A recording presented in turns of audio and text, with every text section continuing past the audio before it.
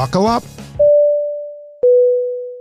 Thank you for listening to Musicians and Beyond, where we bring you the backstage info on the life, lyrics, and long journeys of the music industry. You have hosts John Sarabian and Mark Lawhorn with co-host Jacy Don Valeras in the studio today. Today we are going to be interviewing Mike Valeras, who is a New England native and has currently hung his hat in Nashville, Tennessee. He's got a history of music and teaching. We would like to welcome Mike to Musicians and Beyond. Welcome, Mike. Thanks for having me. It's great to be home. It's great to have you here, man. It's great to have you here, just like old times. Malden's changed. A little downtown is looking a little bit different. Right?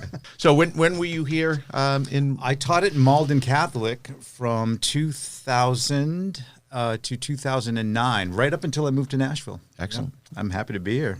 In a testimonial that I read about you, kind of sums you up. Uh-oh. But this one here was from Chris Henderson. Oh, from Three Doors Down. From Three Doors Down, man. That's huge. Yeah. Dude, that's huge. He goes, I've learned more in 1 month with Mike than I did with all my other instructors combined. Oh, that's sweet. That's sweet. He's a great dude. That's cool. So we live in the same town. So we live a little bit north of Nashville in a town called Hendersonville. Yeah. And he lives on the lake up there. So, I don't remember how we got hooked up. Maybe his management had heard of my teaching and maybe put him in touch. I can't recall. It was a few years back. Yeah. I mean, you're one of the most respected music instructors in the whole area. Oh, well, that's nice. But well, no, that's what I hear. That's nice of you to say. But yeah, Chris, I appreciate it. Thank you, Chris. I appreciate that. I haven't seen him in a long time, but those were fun. Mike, you said you do your best. Well, your best is pretty damn good. So you do a lot of instruction. I do quite a bit of instruction. Is that your main? That's what I do for a living. I was about to say I may even enjoy that more than even some aspects of performance in some ways, but it's true. I love to teach. Yeah. And do you focus on like the youth or adults or anyone that will listen? Most of the people that seek me out are ones that are looking to get into higher level guitar knowledge, higher level guitar pedagogy, an interest in improvisation, an interest in jazz, just really getting into the nuts and bolts of their instrument at a higher level. So I teach at Belmont University. I teach privately out of my home, and I also teach at Johnson University remotely. And I think it's just a word of mouth thing. It's just like hopefully if you send one person out with increased skill and increased confidence that, more will come knocking. Yeah, you definitely have a good name out there in Nashville and around here. I mean, you've done some great stuff. You went to Berkeley College? Yeah, Berkeley was great. Yeah. I did Berkeley. I guess I could date myself. There's nothing wrong with that. I'm proud of where I've been. It's 90 to 94. Yeah, it was when I did Berkeley College of Music. Yeah, right out of high school. Wonderful place. A lot of people I know are still there. Hello, Berkeley Guitar Department. I miss you. So you've been doing music 25 plus years now. Yeah. Wow. Yeah. In some capacity. Sometimes it was more teaching. Sometimes it was more playing. It's always going on simultaneously. Yeah. Do you have any interesting stories about walking across the stage to receive your diploma? Oh, yeah. Sting was the recipient of the honorary doctorate when I got my diploma. That's pretty cool. So that's a funny story. So I'm a huge Sting fan, right? Huge Sting fan. So here's the moment I'm going to get my diploma, and there's Sting. You know what I said to him? I said, "Thank you, Mr. Sting," is what I said. Just awful. Just awful. Wah, wah, wah. But I got the picture of it, and I'm like beaming. It's like I didn't know whether I was more excited to finally graduate or shake hands with Sting. That's legendary, man. At that point, he's considering himself a superhero. I'm Mr. Sting. Yeah. Thank you, Mr. Sting. Oh, you know what he said? He goes, I can't do an English accent, but he's like, very nice. That's what he said to me. Wow. That's great. That's a cool story. Yeah, I think. Yeah. That's a cool story. So you've met a lot of famous musicians along the way. You've taught them. You've played alongside them. Who have you played with? Proudest moments as far as playing with musicians. Best musician I've ever played with was my teacher, Charlie Banakis. That's the best musician I've ever played with in my life. Wow. And he was only famous in the world of education. And anyone who's listening to this, who's familiar with this area in jazz music and jazz pedagogy in this area knows who Charlie was. But he was probably the greatest jazz educator of our time. He's passed away. He passed away in 2009. So that was the greatest musician I've ever played with. Wow. Other people like Steve Vai is up there. Larry Coryell was a big name. Larry's passed too, so I was really proud to play with him as well. You know, you said something interesting earlier about your passion for music and your passion for teaching, and you kind of fall into the teaching environment. We've talked to a few artists here in studio, and when we're interviewing them, a lot of them reference the fact that they're still learning every day. Absolutely. And so I think it's great. Musicians actually reach out to work from you and want to keep honing their craft and learning. And I think a lot of fans at home just think, oh, well, a guy gets to this level and he must just be, sitting at home, or he's performing only at concerts or in the studio. Right. But it's a lot of work. It really depends what you want to do. It really depends what's important to you. If you want to acquire a set of skills and be at a level where you can get a road gig and just kind of play the parts, and that's great. Then there's a level of musicianship that goes to that next level where it becomes more of an art form, and you work on your own development, and you work on your own sense of artistry and your personal voice, so to speak. That's a whole other story. That's an endeavor that's going to take you for the rest of your life. So I think that's kind of what I've gravitated towards, not only in my teaching but also in my playing. These days, I kind of look at things as trying to hone my own identity and my own voice and my own sound and the music that I make. And even if I'm playing with other people, it's important to me that there's some sort of identity in what I do, that's personal and that's honest, and that takes a lot of work. That's constant practice. Wow. So you and your wife are both huge into music, and your wife happens to be our co-host today, Jacy Dawn Valeras. Do you guys do anything musically together? Well, that's how we met. I had been, well, you can tell. Jacy, you want to tell the story? Sure. Mike auditioned to play guitar in my band. We actually got booked to open for Vince Gill and Amy Grant, and it was going to be a big show, and I needed to put together a bigger band than I had been playing with. And so I put out a call for guitar players. Should I tell them how I picked you? It was solely based on his skill. Yeah, that's up to you. I got so many people that wanted to audition to be in our band, and I could not decide who to reach out to because I was a little bit overwhelmed. So, true story, hand to God, I looked at my computer screen, I closed my eyes, and I put my finger down on one person's name, and it was Mike Valeras' name. So seriously? I would like to say that I solely based his... That was your first blind date. It sure was, and then he showed up. What a weird experience, too, because I had been completely out of the arena of playing anything commercial or pop or anything like that for years. I mean, I had made a commitment to just concentrating on, I don't think I was practicing anything other than bebop language at that time. I had made a serious commitment to a certain art form and changing gears to from being in bands and chasing record deals and all that sort of thing. Like, I really was in a different mindset. And then all of a sudden I was like, I wonder if I could do that one more time. I wonder if I could just kind of enter that commercial realm and see if I still got that fire in me to hop up on stage and do a show like in the old days. I'm just like, and country music was starting to get a little bit more popular. And I said, I've never done any country music in my career. So there was also that. Here's a genre of music I've never delved into, and I'm still relatively young that I think I would like to get on stage and put on a show. So let me try this. I met my wife. So he showed up to the audition, and thank God he was a very talented guitar player, because if he wasn't, we would have had a problem. But he was, and it's so weird. Like, that is who's going to hire the guy that's been transcribing Bill Evans and Charlie Parker solos for the last 10 years? You know what I mean? It's like serendipity. It's so weird. Absolutely, yeah, meant to be. Definitely meant to be. So is that why you moved to Nashville? I think whether we had both met each other or not, we were both ready for a move. I think it just made the leap easier to know that you had a person willing to do it with you. But I was ready for that next thing. I mean, I love it here. Boston's incredible, but I think I had hit that glass ceiling. You know what I mean? It's like I was gigging a ton in weddings. I was gigging a ton with my own group in jazz combos. I was studying. Like I said, I was with Charlie Banakis, but there was still that gnawing thing that I want to know that all this hard work would make me of value in one of the three musical centers, whether it be New York, LA, or Nashville. Did all this hard work matter, that I have something to offer a larger music community? Could I hack it? You know what I mean? Or it's not even like a making it thing. It's like, here's this amazing community. If I go there, can I be a part of it? And will they need me? Right. Well, there's a lot of ups and downs. A couple interviews ago, he was explaining you have to be able to accept the no's.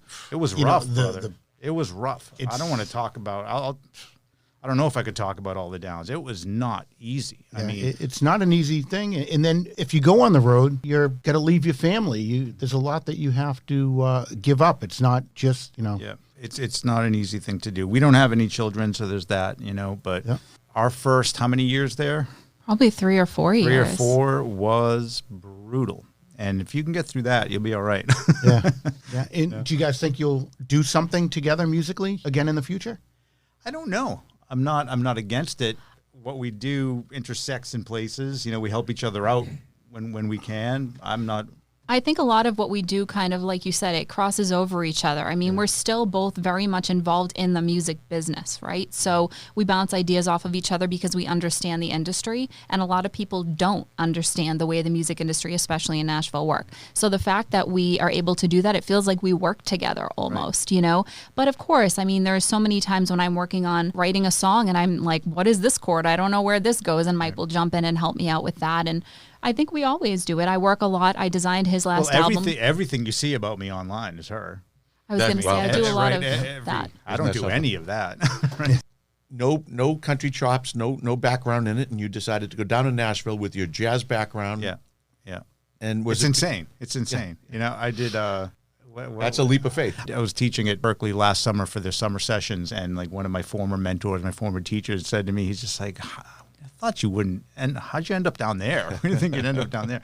Yeah, it is weird, right? But there's so much there besides country music. I mean, there's so much there. It's of course that's the main draw of the industry, and it's an important part of the scene down there. But the real Nashville is so much more than that. I want to give a shout out to all my musician friends in the jazz and artistic community down there. It's the most wonderful, accepting, nurturing scene of people. Some of the most amazing musicians I've ever met. There's great culture. It's unbelievable. There's great Latin musicians. There's great jazz musicians, fusion musicians, funk, pop. There's a lot of talent there. It's a great community. I also think it's one of the things that has made you stand out. And I think, we were talking earlier today about making it in Nashville. You have to have something unique to offer. If you're a copycat of every other person down there, you're not going to be able to stand out. And what you've been able to bring to the table is something that isn't as familiar to the Nashville industry. Of course, there's a community of musicians who are like-minded, but you came into the town with something a little bit different. And I think it's been a big part, especially with your education.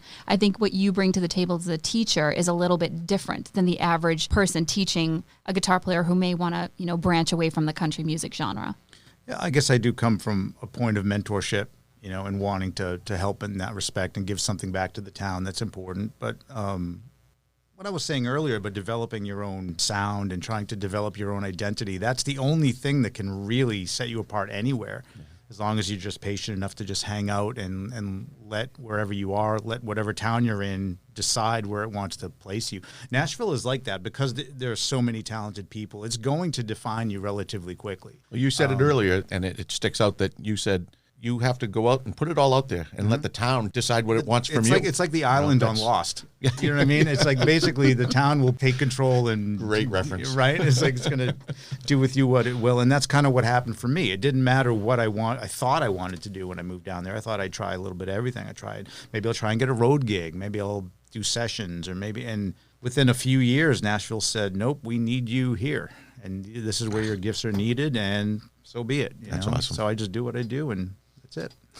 Now, are you still playing around with the Mike Valeras trio? Yes. Yeah, that's my heart project. So that's my trio in Nashville consists of myself, Wes Little, and Brian Allen, two very prominent musicians in the area. And up here, I've been playing with Irvin Demo and Steve Langone from this area, if there's ever gigs in this area. But down there, it's Wes and Brian. And you guys just released an album, and that was titled Cover Me. Correct. So how can people download that? Or that's on all streaming platforms. It's wherever you get your music, Spotify, Apple Music, everywhere else. Either go to my website at MikeValerasmusic.com or just Google me. It's everywhere.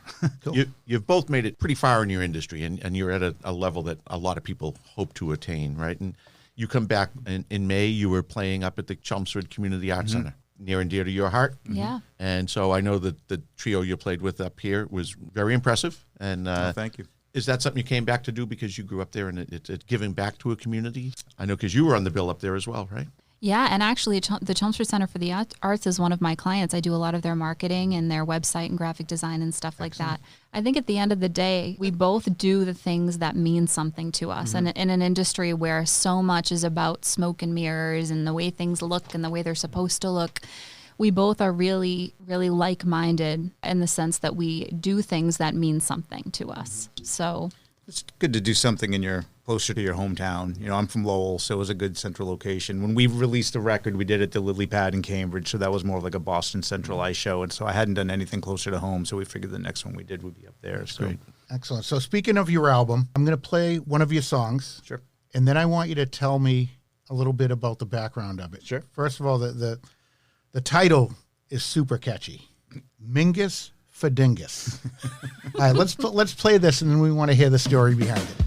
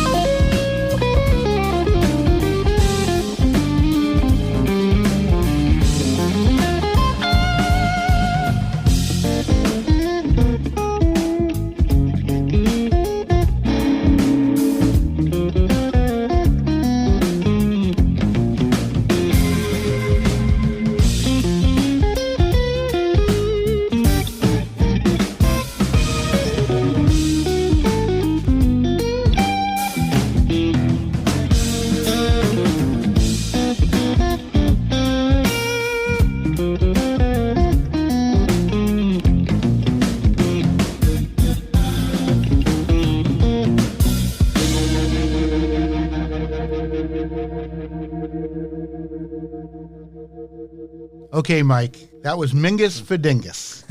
Can you just give us a little bit of background on this? It's funny because Wes Little, are you listening? Like Wes Little, my drummer back in Nashville, always calls it the wrong thing, and he calls it a Mingus Fa Dingus. So it's the other way around, pal.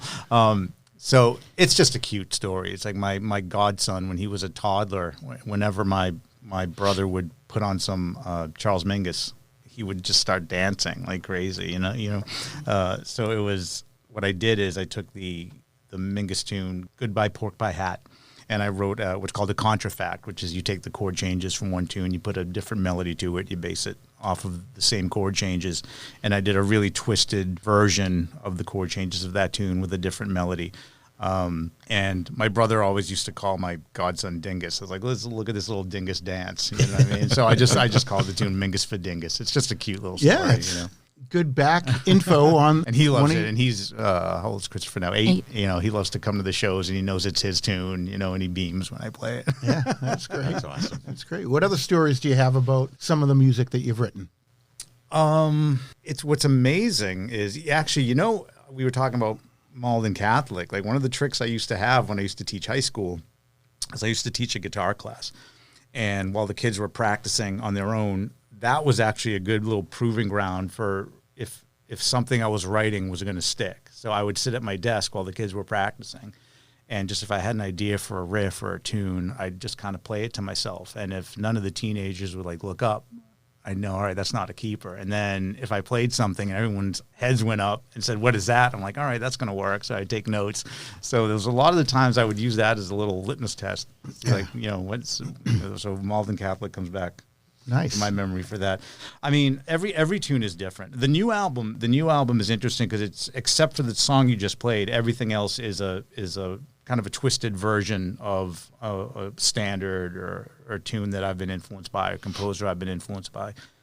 So this record has been fun to make because I actually don't feel I have anything to give to the jazz world by playing a standard the way it's been done a million times. I can't improve on Duke Ellington, right? It's like I can't improve on Miles Davis. So if I feel I can't improve on these masters, it's about, like what I said earlier, what do I sound like and what is my identity and how can I take these things and deconstruct them and turn them into something else? So that's really what the album is. I've heard you describe it as creatively improvised. Well, improvisation is a huge part. I mean, it is, the word jazz is a little bit difficult to nail down. It's not one that I use a great deal for my music. Number one, the musicians that played that music didn't refer to it as jazz. It's a music industry term. So jazz is there as a label for them to know where to put me on iTunes or something like that. So the history of this music is black music, and it comes from a history of improvisation. And it's important that we know that this music is music pioneered by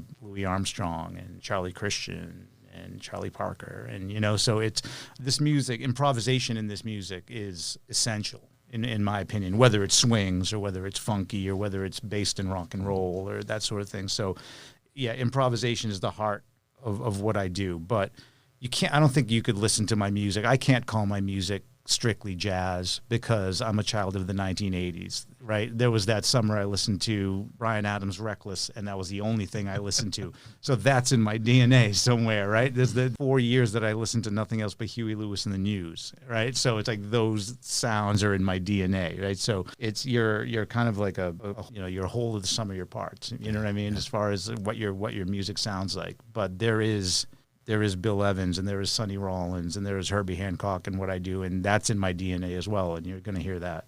So as you're driving down the road in your car, what do you listen to? This stuff, podcasts. Podcasts, excellent. Yeah.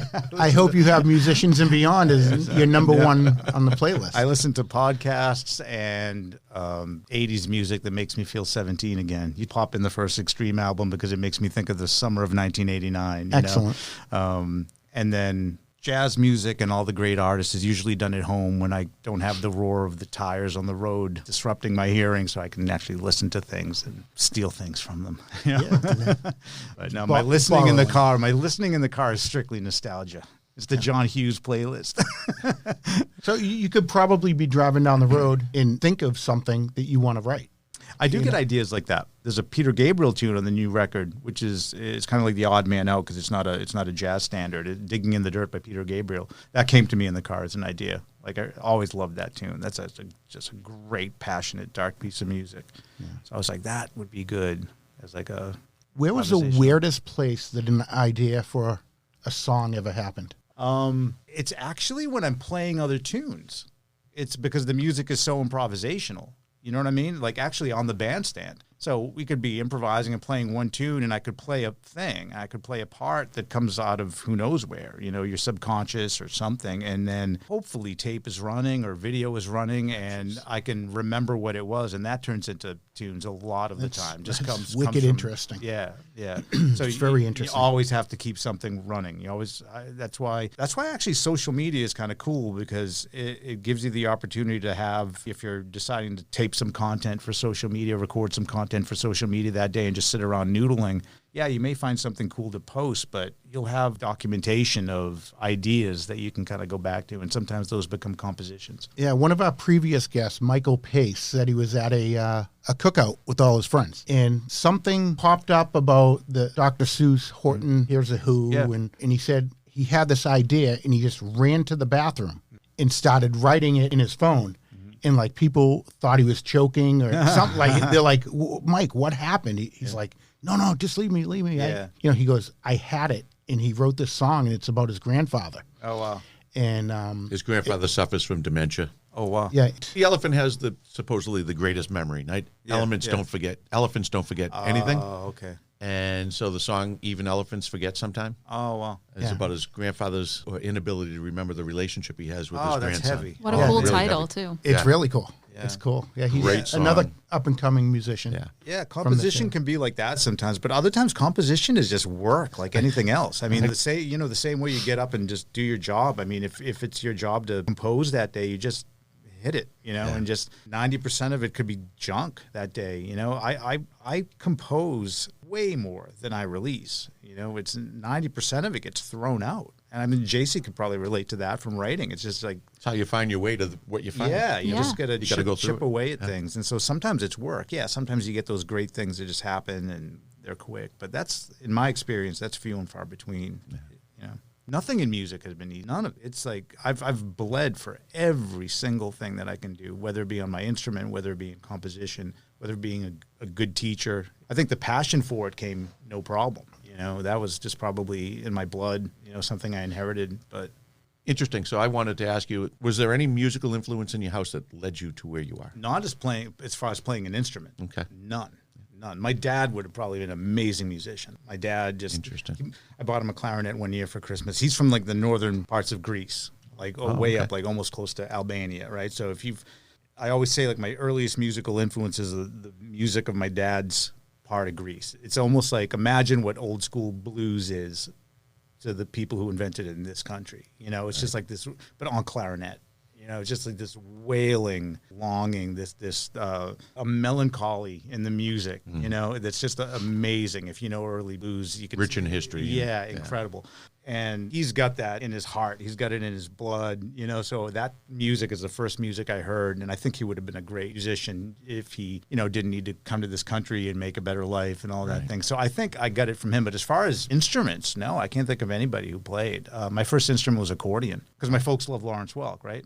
Myron Florin, you know what I mean? Absolutely. So it's like, I played accordion. I guess I was pretty good at it. I don't know. I would go to the competitions. I was like this chubby 7-8-year-old, and I guess I did pretty good at the competitions, but I'd be nervous, ready to puke before them and everything. And then MTV hit, right? And so who played accordion? It was like Weird Al. Yeah, right. That's about it. I'm just like, I was gonna say, I'm like Eddie Van Halen's like killing it right now, and just like Weird Al's the only guy I see playing my instrument. I'm like, something's gonna change, man. So it all changed after that. The second part of that would be your love of teaching. Yeah. Was there a teacher that really had an impact upon you as you came up? Charlie Johns. Charlie was the guy, man. But I gotta give shout outs to the guys. There was a great teacher out of Lowell by the name of David Souza, who's my private teacher from like 12 up until I went to college. John Wilkins was my private instructor at Berkeley. He was the first teacher, because I wasn't a jazz player at Berkeley. I was still long-haired kid chasing rock star dreams. You know what I mean? I didn't even think I could play that music. And I remember I went to my lesson that day, and I told John, I was just like, I wish I could play like a jazz guy. And he's like, no, man, you do. You know? And he was like the first guy that kind of pulled the curtain away to make me see that this was just music like any other music. It was just going to take a heck of a lot more work than learning Smoke on the Water or something like that. You know what I mean? So he was incredible. He's still around. He's retired, but he was incredibly important. I did my grad work with John Wheatley, who teaches at, that was at UMass Lowell, but he also teaches at Berkeley. And if anybody can go see John Wheatley play, he's a genius. He's a genius. I think at one point he knew like 3,000 standards and can play them for you in any key. It was incredible. Bruce Bartlett, who also teaches at Berkeley, but I studied with him privately after I graduated. He was an incredible teacher. He was one of those guys that kind of took me to that next level of awareness of where my playing needed to go when I didn't even know where it needed to go, you know? And then I went to Charlie Banakis, and Charlie taught some of the most famous jazz musicians on the planet. You know, whether you do what I do, whether you're playing or whether you're at the level of like a Wynton Marsalis, it doesn't matter. He created a brotherhood with musicians all across the world because we all studied with him, you know. So those are the guys. Yeah, wow, it's incredible. Quite a list. Jacy and Mike, besides music, what do you guys like to do? Oh, I got into Stranger Things this week. Okay, should never watch Stranger Things, and we're binging the whole thing again, man. I'm psyched. Oh, that's awesome. I am a fantasy movie escapism buff. I mean, lock me in a room with anything that makes me feel like the 1980s again, and I am there, man. I'm just like that. I'm a big movie person, you know. Fun. We love to travel, though. We travel a lot. We love to go out to dinner and stuff like that. We're pretty simple. I sometimes think that our lives are so busy in what we do that the simplest things, like just binging a Netflix TV show, is our perfect night. Yeah. We're very boring people. Yeah, we're big on what place are we checking out for dinner tonight, you know? Yeah. All right, so with that, any favorite spots in Nashville for dinner? Well, I will say we always complain that we miss the Boston area as far as food and restaurants are concerned, because we both really love seafood and you just cannot get fresh seafood in Nashville. But there's very good Mexican in Nashville. Yep. So we're very big on going for margaritas and tacos. We kind and of things. stay in our little area, our little hometown area, rather than like going into Nashville proper to eat. Yeah. You know what I mean? Everyone's like, don't blame me, because it's a little bit crazy down there as of late. If you visited, you know, so it's like we kind of just keep to our own little area, you know. But, What were your dreams when you were a kid? I want to be a rock star. You wanted to be a rock star? No question. Really? No question. You didn't want to be a firefighter or a doctor I or something? No, a rock star. I didn't even want, you know, if you told me that, you know, I would be known as an educator as much as a player, I'd be like, no way, man. I'm just going to be rocking out, you know. Yeah. Well, famous, you're definitely an inspiration in the music industry. It happens in ways you never think. But no, man, I wanted to just rule the world on a stage with hair flying in the wind, you know. That's what I wanted. How about an unknown or a spot that you won't find? Obviously, you don't want to be down on Broadway, but your jazz around Nashville or around your area. Are there any cool, like you could go over to, we talked about where John visited not long ago down in Hilton Head, South Carolina. Beautiful spot, jazz, history rich. Yeah. Any spots like that around Nashville that people should know about? Rudy's Jazz Room. Rudy's Jazz Big Room. plug. Okay. Adam, you listening? I just plugged you in Boston. No, Rudy's is our place. And now you know how to get in if you need to. Call and ask for Adam. I'm friends of Mike's. Yeah. Rudy's is our place. That's as close to like not as close. It is a proper jazz club that you would see in New York City, and lots of everything from straight ahead jazz to fusion to vocal stuff. You've not only gigged there, but you enjoy the time. Oh, watching. you have to. You got to go support your people. Yeah. I actually go to see more local shows and support my peers more than I probably see concerts that come through town. That's great. You know, that's great. That's my favorite place in town to see jazz. Well, I do want to say, you know, I think one thing that's really cool is how many of your students have gone on to play for really big names in the industry. I don't think you talk about that enough, and shameless plug, I think you should. I think most important, you give a student the tools to do whatever they want to do the most. You know, like I said, like some people have aspirations of, playing with a Luke Combs or playing with whoever, you know. And if you know that about them and you want to steer them that way or help them in those endeavors, that's great. But, you know, everybody wants different things, you know, and I think if you want to be a good teacher, you can't just have like a blanket teaching philosophy because there is no such thing. Everybody comes to you with something that they need, and you can't really push your goals of your creativity on the student.